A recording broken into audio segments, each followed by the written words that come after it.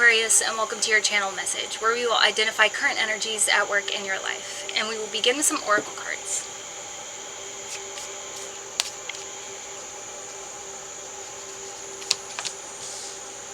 Get grounded. Empaths, highly sensitives, connect with nature. So, it could be confusing right now, especially if there's a lot going on around you.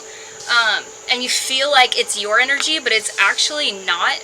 It's other people around you, and it's almost like things are going on, but you feel it energetically, but you don't really see it. And so you could be in a state of, I don't want to say panic, but like expecting for something to happen, but you're not sure what. Or you're like, oh, something bad's gonna happen, I don't know what it is, but I feel like it's gonna happen. So it's important for you to, for one, distract yourself. Get your mind off of things. Keep your hands busy, if that makes any sense. Paint something. You know, if you have some home improvements to do, I would suggest doing that. Or nothing that seems like work, but just busy work. Or a hobby, make jewelry, or go outside. Something involving outside, jogging, walking, going out in nature, fishing. Connect with nature. So you're growing as an empath, as someone who is very sensitive. So it can also mean, like, if you're just sitting there and two people are arguing in front of you, it affects you. It could agitate you. And it could have nothing to do with you. So be aware of that, okay? Try not to be a part of someone else's drama, someone else's argument, okay? Because that's going to hurt you, like internally. It's going to fray your brain nerves. Healing, reconnecting with your true nature.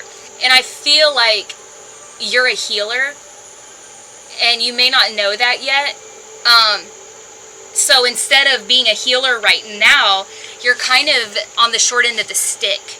You're being bombarded with all these negative energies, but you don't realize it, or you don't understand that you don't have to be, okay? And you can actually do the opposite.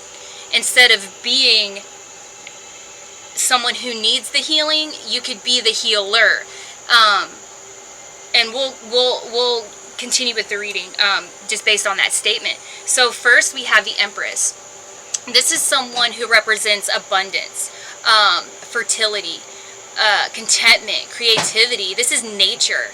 This is someone who is nurturing, again, like healer type energy. This is balance, fullness, renewal.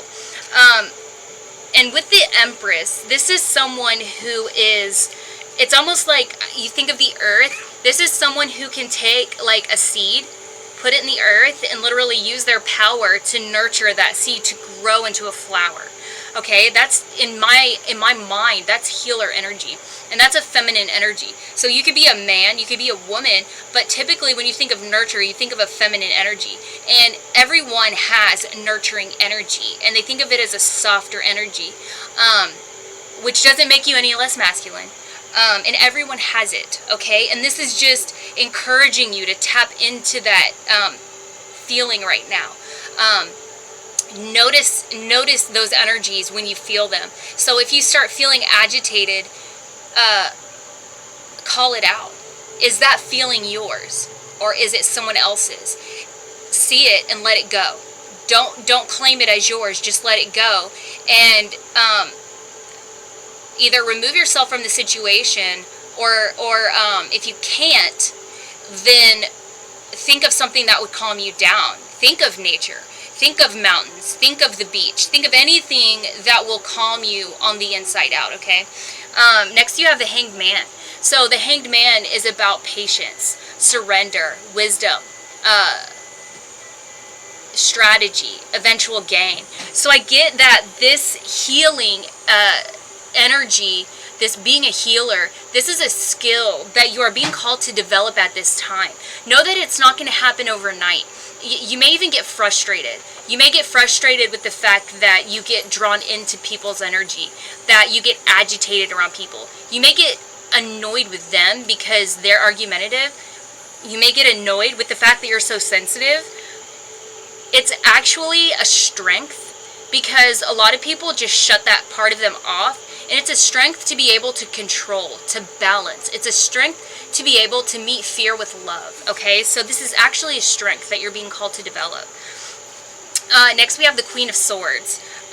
Queen of Swords is someone who is just, fair, intelligent, idealistic, has high principles. This person can be seen as a warrior. So they are not driven by emotions. All right, they're not out here yelling at people.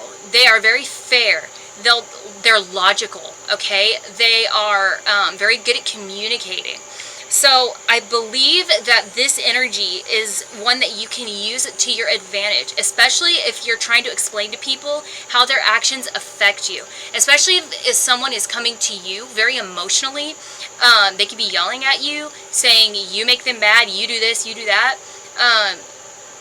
Coming to people in a logical way will keep you free of guilt, because you know that you came to them in the right way, regardless if they did or not. And then you can exit the situation, okay?